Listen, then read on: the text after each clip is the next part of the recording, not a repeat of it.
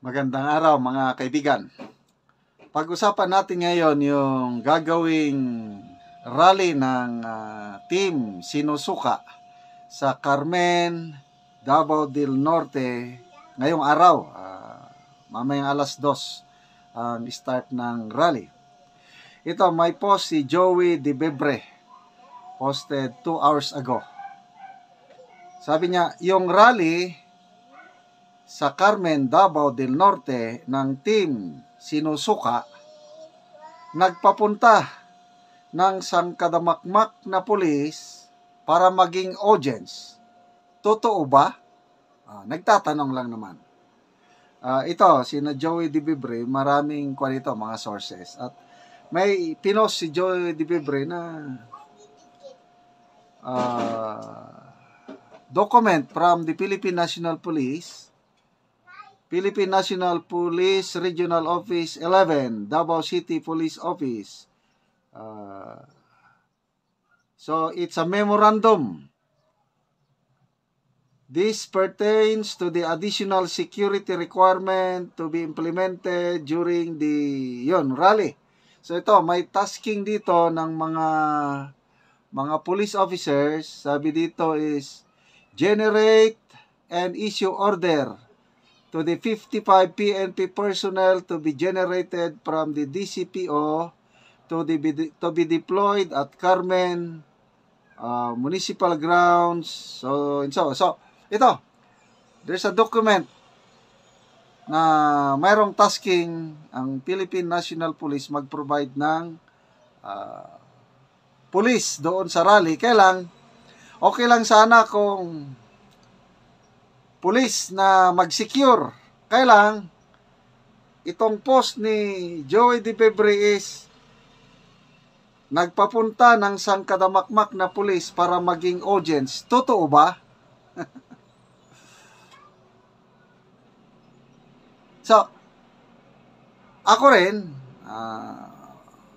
wala akong alam kung totoo ba hindi. Basta, isinare ko lang ito. At binasa ko ang mga comments.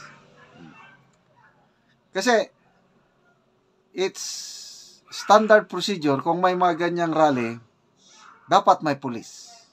Para ensure ang security. Kung ang police pampadagdag sa audience, yun na. Yung medyo question mark na. So, security lang ba yung mga police o pampadagdag sa audience? Yun ang tanong. So, dito, basa tayo sa mga comments. Miriam Gratia. Sabi ni Miriam, opo, at papasuotin daw ng pula. So, I don't know how true is this comment. Totoo, nagpapunta sila ng police mag-conduct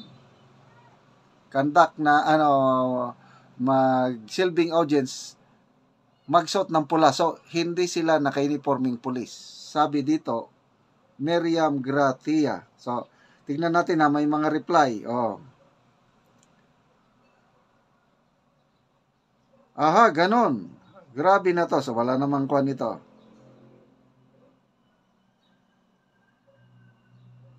Jane Paho Gamali. Kaya pala umiikot pa Santo Tomas yung elf namin na nagabiyahe galing Tagum kasi mag-rally pala sa team nakakasuka.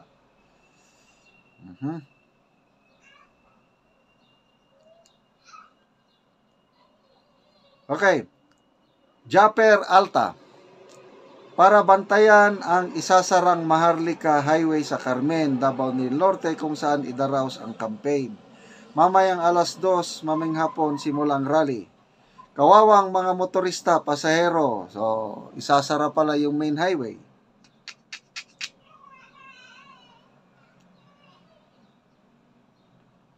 Okay, Lynn De La Serna.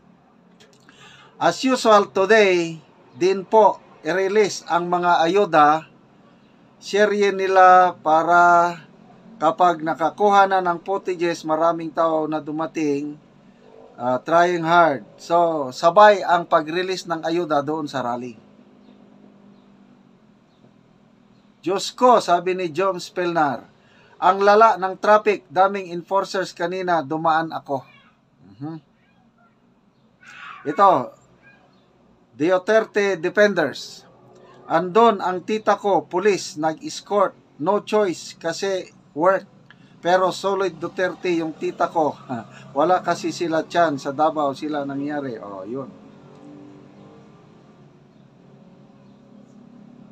John Olivia Burila. I know, hakot na hakot yan. Close pa nila ang daang Marlica. Dami na naperhisyo ng mga commuters.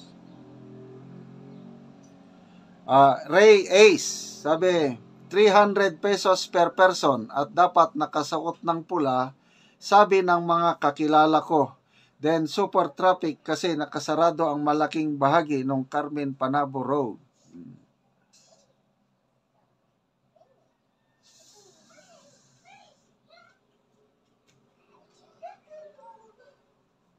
Okay, may nabasa ko kanina na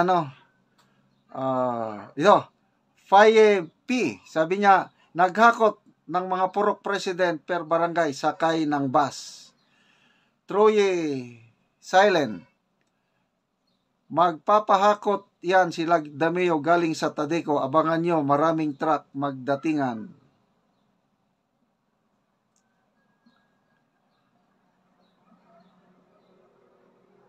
So, mandated attendance. Romy Garcia. True. Sabi na totoo. Ang daming pulis sa daan papunta doon sa area ng rally. Anli, payout na naman. Mangit-ngit Kevin. Wow, grabe ha. Wear, civilian attire pero dapat naka-red. Ha ha ha, ang galing. Hindi pwede kayong tikluin yan. Ilagay nyo pa talaga sa memorandum. Okay, Agnes Manligas Villa. Ultimo, yung mga intern dito sa criminology students from different schools, pinapa-attend sa rally nila para magmukhang maraming supporters. Okay, Cesar Ray Gocon Sr. Lahat na mag-a-attend ng rally dyan sa Carmen, Davao del Norte, sure ko, trabahante lahat yan ng Tadeco, Banana Plantation, kasi ang may-ari niyan sila Sap Lagdameo. Okay, so, Mark Dayapdapan, tas civilian ang suot. Anyway, ito, informasyon lang ni Joey De Vibre, walang prueba kung totoo hindi. Ganyan talaga sa politika, but it is the duty of the Philippine National Police mag-deploy ng police para i-secure. So, walang problema na may mga police sa rally basta naka-uniforme. Ang problema lang kung ang police pinasuot ng pula, nagsibilyan para pampadagdag ng rallyista, yun na yung problema.